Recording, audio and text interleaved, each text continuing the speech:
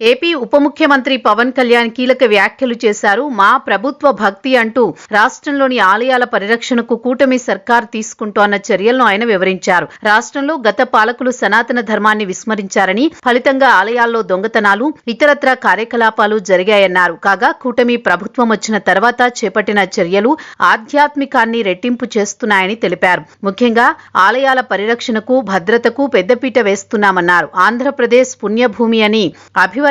గతంలో ఆలయాలు పట్టించుకున్న పాపాన పోలేదని విమర్శించారు. కానీ సీఎం చంద్రబాబు చొరవతో రాష్ట్రంలో తొలిసారి మహాశివరాత్రిని రాష్ట్ర పండుగగా నిర్వహిస్తున్నట్లు తెలిపారు. మొత్తంగా 41 శివాలయాలలో పండుగ వాతావరణంతో మహాశివరాత్రి వేడుకలు నిర్వహించినట్లు పేర్కొన్నారు. అదేవిధంగా భక్తులకు అన్ని సౌకర్యాలు కల్పించినట్లు తెలిపారు. రోడ్డు నిర్మాణాన్ని ఇటీవలే పూర్తి చేసి శ్రీకాళహస్తి గిరి ప్రదక్షిణ మార్గంలో భక్తులకు అంకితమిచ్చామని పవన్ తెలిపారు. నరసరావుపేటలోని కోటప్పకొండ గిరి ప్రదక్షిణ మార్గంలో కూడా సిమెంట్ రోడ్ నిర్మాణానికి అనుమతులు ఇచ్చిన విషయాన్ని డిప్యూటీ సీఎం ప్రస్తావించారు. అలాగే రాష్ట్రంలో చిన్న పెద్ద ఆలయాలన్నింటికీ రోడ్డు సౌకర్యం కల్పించేందుకు పంచాయతీరాజ్ గ్రామీణాభివృద్ధి శాఖ ఆధ్వర్యంలో చర్యలు చేపడుతున్నామన్నారు. ధర్మ పరిరక్షణకు కూటమి ప్రభుత్వం ఎల్లవేళలా కట్టుబడి ఉంటుందని పేర్కొన్నారు.